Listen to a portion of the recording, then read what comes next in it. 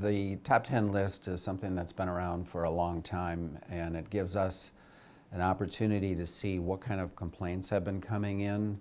Of course, we have a full list, but the top 10 generally represents those type of complaints that we're hearing from consumers, and they make up the bulk of what we're looking at, what are trending patterns, and things that folks need to be aware of and educated. And again, it helps us to be able to target our resources to make sure that we're attacking some of the top 10 consumer complaints and making sure that we're doing the best we possibly can to try to minimize those complaints going forward. But we've learned over the years that there are a number of complaints that are perennials. I mean, the telemarketing is your perennial number one, the landlord tenant perennial number two, and so on and so forth.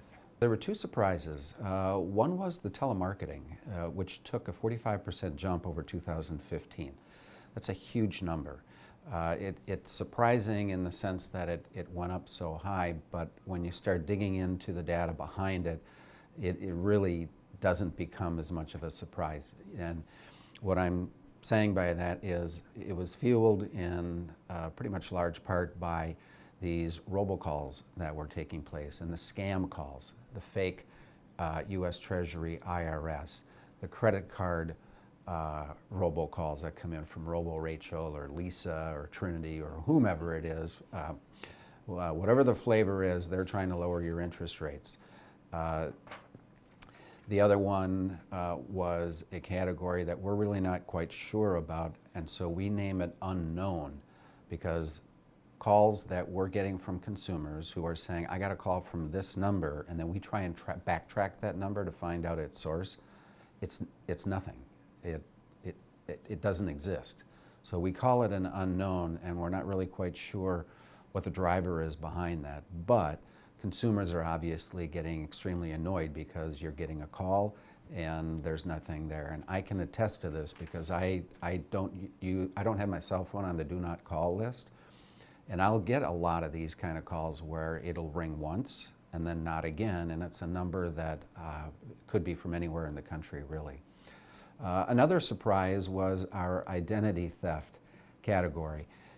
You may recall that in 2015 it had taken a huge spike and had gone from, I believe, fourth into third over telecommunications. And that was driven by the tax ID aspect of identity theft.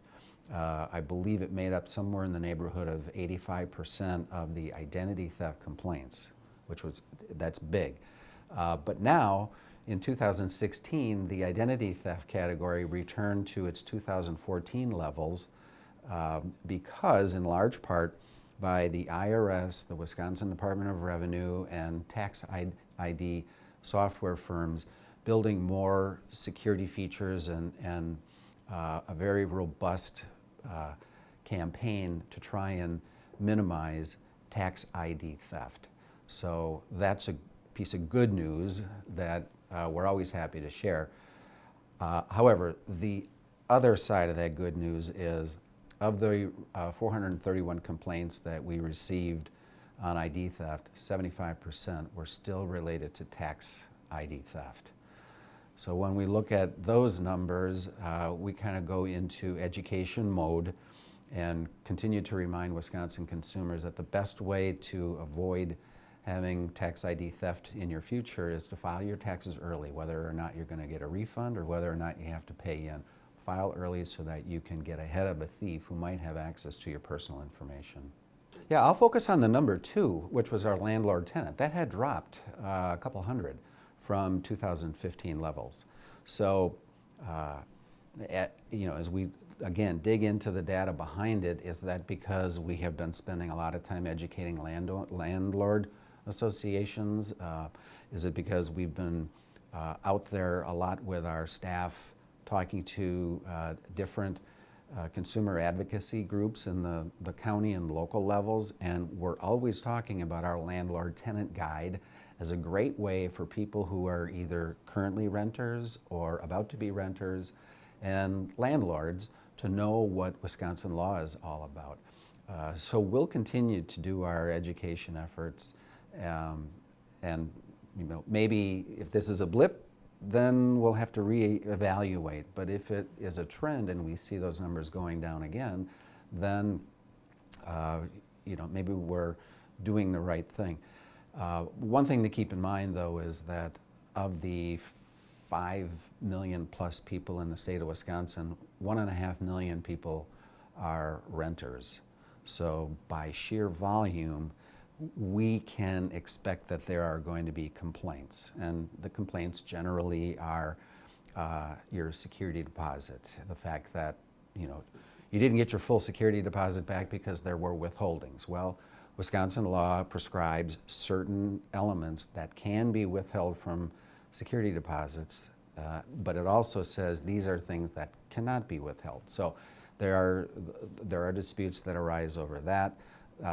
The unauthorized entry of a landlord who comes into an apartment unit, Wisconsin law requires that the tenant be given 12 hours notice, or unless there is a pre-arranged agreement between the renter and the landlord that yes, you can come in with X amount of notice, those type of circumstances. And then obviously evictions are part of that as well. So as we look at the drivers behind the landlord-tenant complaints, those are things we try to look at and figure out what is best for us to try and educate the public to avoid complaints. I mean, really, that's what it's all about. Right. Our senior guide is something that we give out either when we go to our advocacy meetings with CWAG, the Wisconsin Association on Aging, and some of our ADRCs, the Adult Disability Resource Centers, the ADRCs. So we're constantly educating those folks and letting them know about the typical scams that are targeting seniors.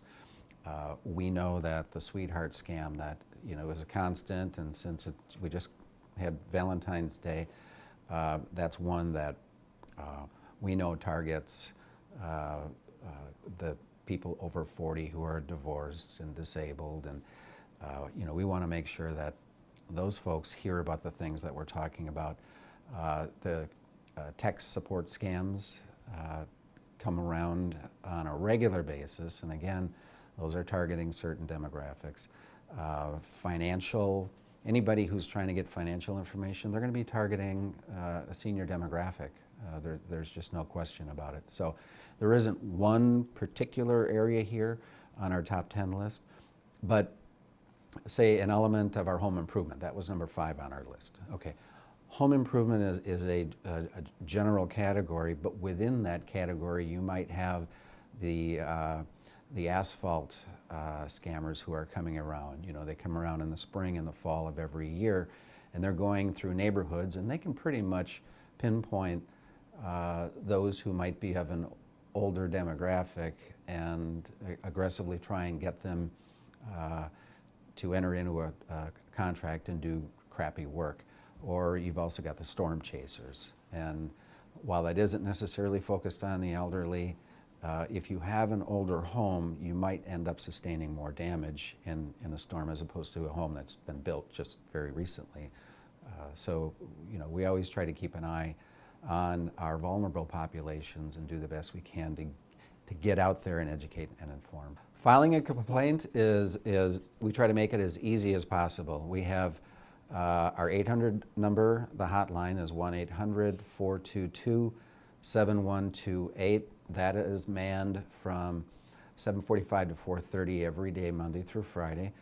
Folks can go on our website at datcp.wi.gov, and we have 2 forms. One is a longer form complaint, but then we also have a fast track complaint, and that's for anybody that's on the do not call list and they get a call from one of these scammers or a telemarketer who isn't registered. So we're trying to make it as easy as we can, and we like it when you complain because you're our eyes and ears out there on the ground, and it helps us then to continue to educate other people who may not be aware of a particular scam that's taking place.